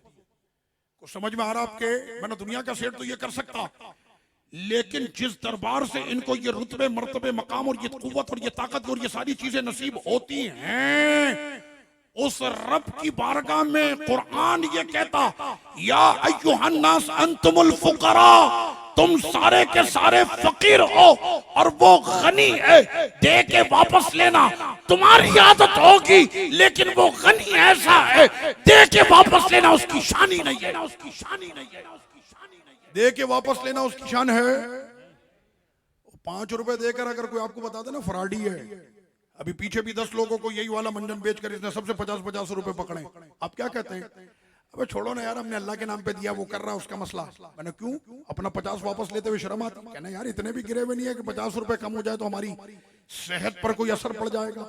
मैंने 50 दे के वापस लेना तुम्हें अच्छा नहीं लगता? तो तुम तो हो फकीर और वो है गनी, तो दे के वापस लेना उसकी शानी नहीं है। दे के वापस लेना, अपना अकीदा समझो, दे के वापस लेना उसकी शानी नहीं है। अब मसला आपके समझ में आ गया। अब आगे चले बात, यहां पर सिर्फ एक आयत पढ़ूंगा और मसला हल हो जाएगा कि ये जो अपनी कब्रों में चले जाते उसके बाद भी क्या इनकी ये ताकत क्या सरकार की आता आज भी बाकी है। ये है मुसल्लमा वो अकीदा अहले सुन्नत व जमात का पूरी दुनिया में। दलील उसकी यह है, हज़रत सैयदना इब्राहिम अलैहिस्सलाम ने रब्बे करीम की बारगाह में पूछा, तवज्जो करें, वइज़ क़ाला इब्राहिम रब्बी अरीनी कैफ़ तुह्यिल मौता, ऐ मेरे रब मुझको ये बता कि मुर्दे को जिंदा कैसे करता। तो रब्बे करीम ने फरमाया, क़ाला वलम तुमिन, क्या आपका इस पर ईमान नहीं? तीसरा सिपारा में पढ़ना, क्या आपका इस पर ईमान नहीं? क़ाला बला, मेरा ईमान नहीं होगा तो फिर किसका होगा? बुतों के सर को तोड़ा हमने, शिर्क कदे को तबाह हमने किया है, और सबसे बड़े वाले का सर तोड़ के कुल्हाड़ा उसके गले में मैंने ही लटकाया है। कौम आकर करिए मन फ़अल हाज़ा बिआलियतिना, अरे ये हमारे गुरु घंटालों का ये हाल किसने किया है? क़ालू समिअना फ़तन यज़कुरुहुम युक़ालु लहू इब्राहीम, उन्होंने कहा हमने सुना एक लड़के का नाम जिसका नाम इब्राहिम है, वो हमारे इन बुतों को बुरा कहता, या हो ना हो ये काम उन्होंने ही किया।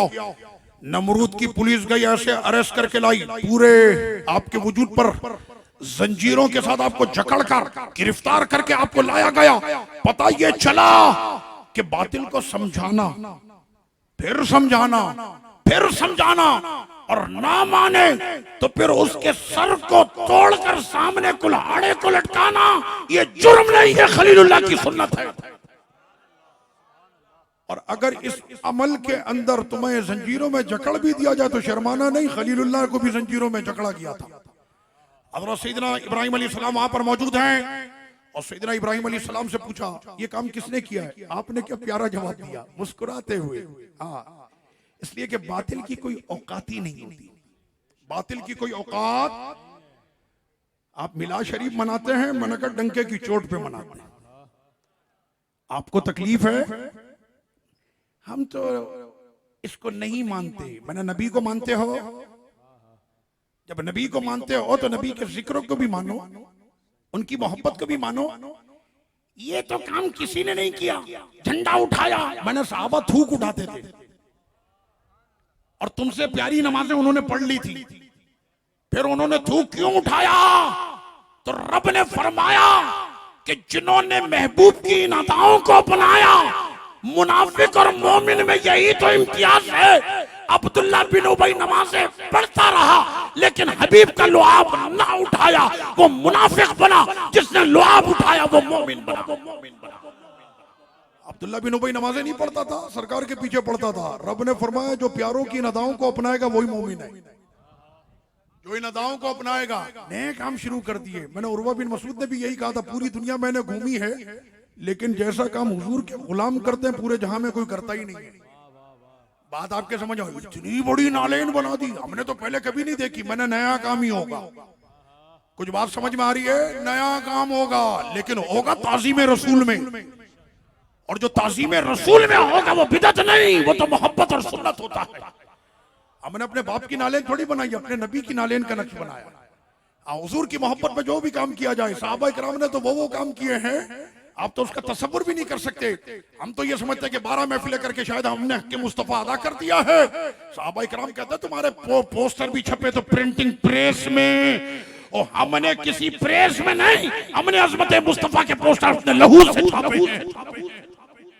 तुमने ये पिंडाल सजाया था 500 आदमी का, हमने जो पिंडाल सजाया था जिक्र मुस्तफा का, दुनिया आज भी उसे बदर के नाम से सलाम पेश करती है।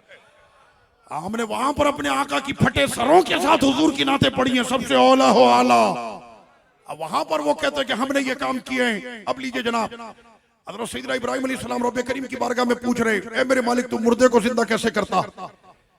तो वहां पर सैयदना इब्राहिम अलैहिस्सलाम को फिर उन्होंने आग में डालने के लिए आग जलाई, और जिस वक्त में आग जली है जमीन से आसमां बात करती हुई, इतनी ऊंची आग। अब जिसके सामने इतनी ऊंची आग लग जाए, तवज्जो करे अकीदे का मसला, इतनी ऊंची आग अगर किसी बंदे के सामने इतनी ऊंची आग लग जाए फिर वो क्या करेगा? कहना फौरी तौर पर हम फोन करेंगे फायर ब्रिगेड को। किसको करेंगे? वो बंदा लेट जाए तो एम्बुलेंस 10-20। समझ में आ रही है आपके? अगर बंदा चोर आ जाए 15। ये सारे नंबर हैं कि नहीं? सर में दर्द हो पैनाडोल, ज्यादा दर्द हो तो डिस्प्रिन भी साथ में लगा लो। तो मैंने कहा ये कौन सी मोहब्बत है, ये कौन सी तौहीद है? इसमें तो कहीं पर भी बंदा रब से मांग ही नहीं रहा। चोर आ जाए तो पुलिस, दहशतगर्द आ जाए रेंजर्स, मुल्क पर हमला हो फौज, कोई भी मामला हो तो ये सारी चीजें, ये सारी ताकत है। सर में दर्द हो तो पैनाडोल डिस्प्रिन। और ज्यादा आपके अगर मसला हो जाए, ज्यादा आपके मसला हो जाए, कहना इसको दिमाग का ट्यूमर हो गया, अल्लाह ना करे, अल्लाह पाक सबको महफूज रखे, कहना इसको ले जाओ शामी साहब के पास। उनके पास दरबार गौस पाक रज़ियल्लाहु अन्हु की चादर है, सर पे मलेंगे सही हो जाएगा। अबे दुनिया चांद पर पहुंच गए, तुम लोग अभी तक चादरों में लिपटे हुए हो। बात समझ में आ रही है? और कपड़ों से कोई इलाज होता है? मैंने होता है ना। कह रहे इससे कोई इलाज होता है? मैंने हाँ होता है। कहने वो कैसे होता है? मैंने कहा उठाओ कुरान मजीद 13वां सिपारा, इद अबू भी कमीसी आदा फालकू अला वजी अबी आती बसीरा। हज़रत सैयदना यूसुफ अलैहिस्सलाम को खबर आई वालिद गिरामी हज़रत सैयदना याकूब अलैहिस्सलाम की आंखों की बिनाई बिल्कुल चली गई। तो आपने ये नहीं फरमाया कि किसी हकीम को दिखाओ, बल्कि फरमाया मेरी कमीज लाओ। कमीज ही, सिर्फ कमीज नहीं, मेरी कमीज, तेरी नहीं मेरी कमीज, नबी की कमीज ले जाओ, मेरे वालिद के चेहरे पर रखना, आंखें आ जाएंगी। और जिस वक्त ने उस कमीज को रखा तो कुरान ने कहा फरतद्दा बसीरा, आंखें वापस आ गई। कमीज कपड़े की होती है ना, अल्लाह ना करे किसी की आंख में मोतिया हो जाए, जाए डॉक्टर साहब के पास, डॉक्टर साहब मुझे मोतिया हो गया। कहने फीस कितनी है? कहने 1 लाख रुपए। हमारे कराची वाले ये समझते हैं जिसकी फीस ज्यादा है डॉक्टर अच्छा है, बाद में पता चला डिग्री जाली है। अब वहां पर उसने क्या किया कि दे दिए पैसे, डॉक्टर साहब ने कमीज उतारी पसीने वाली उसके चेहरे पर। क्या करेगा वो पेशेंट? ऐसे कमीज को फोल्ड करके देगा डॉक्टर के मुंह पे, कहना कमबख्त लाख रुपए तूने इसी बात के लिए पसीने की बू सुंघाने के लिए लिया मुझसे? पता यह चला कि कपड़े से इलाज होता नहीं है, इलाज मरहम से होता है, दवा से होता है, ड्रॉप से होता है, चश्मे से होता है, लेजर से होता है, लेंस से होता। ये चीजें सबब हैं। रब ने फरमाया क्या तू सबब सबब की बात करता? हमारे प्यारे की निस्बत हो जाए हम तो बेसबब को भी सबब बना देते। मैंने कहा जब यूसुफ अलैहिस्सलाम की कमीज में इतनी बरकत है तो आका के दर की खाक में कितनी बरकत होगी। ये मैं कुरान की आयतें पढ़ रहा हूँ, अभी तो मैं कौल और हदीस में भी नहीं किया, अभी तो मैं कुरान पढ़ रहा हूँ। यह है सुन्नियों का अकीदा। अल्हम्दुलिल्लाह जो कुरान की आयतों में ऐसे मौजूद है।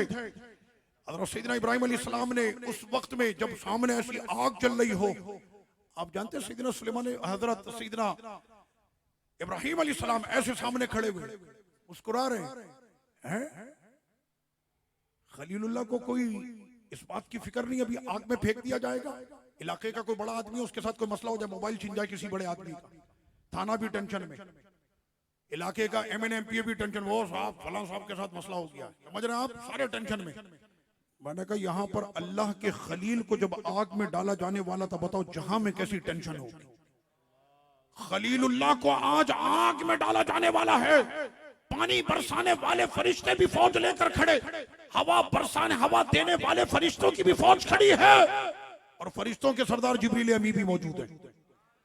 जिब्रील अमी का एक पर मशरिक और मगरिब को घेर लेता है, 600 पर है, वो भी वहां पर मौजूद। पानी वालों ने कहा कि अगर इशारा करे तो 1 सेकंड में इतना पानी बरसाएंगे ये आग माग के साथ नमरूद का पूरा लश्कर भी ना जाने किसी नाले में पड़ा होगा। सिर्फ एक इशारा तो करे। हवा वालों ने कहा कि इशारा करे तो हम उतार इनको कहां से कहां पहुंचाएंगे। आपने कोई जवाब नहीं दिया, खड़े मुस्कुरा रहे। हजरत इब्राहिम अलैहिस्सलाम कोई फिक्र नहीं। फरिश्तों के सरदार जिब्रील अमी ने कहा हमसे मदद नहीं मांगेंगे। कोई बात समझ में आ रही है? Panadol, Disprin, doctor please, doctor साहब बचा लें। मैंने कहा अभी तौहीद कहां चली गई? डॉक्टर बचाएगा? वो मसला समझ में आ रहा है? डॉक्टर प्लीज इसे बचा लें। मैंने कहा तौहीद अब शिर्क का फतवा क्यों नहीं लगता? अब शिर्क का फतवा क्यों नहीं लगता? या रसूलुल्लाह मदद बोले तो मुशरिक, डॉक्टर से मदद मांगे तो कोई मसला नहीं। तो डॉक्टर को तो छोड़ो, अमेरिका से मांगे तो कुछ नहीं, सऊदिया से रियाल मांगे तो कुछ नहीं, और इन सब से मांगे तो कुछ नहीं।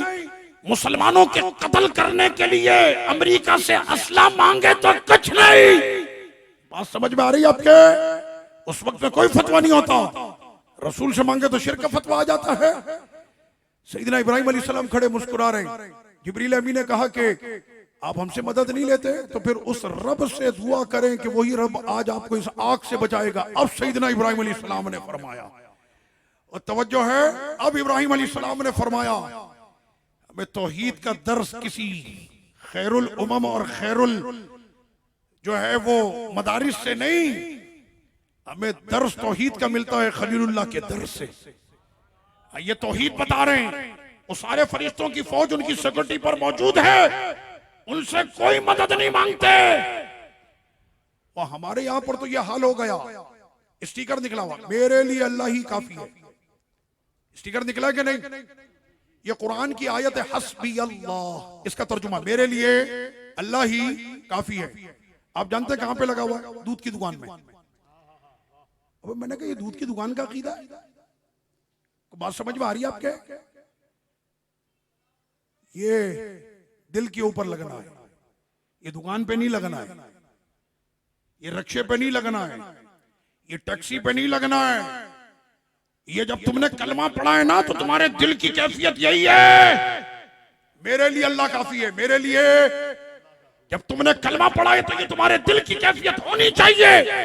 मेरी नमाज, मेरी कुर्बानी, मेरी जिंदगी, मेरी मौत सब मेरे खुदा के लिए। यह है वो अकीदा। और रक्षे पे लगा के घूम रहा। पूछा रक्षे वाले से तूने क्या लिखा हुआ है?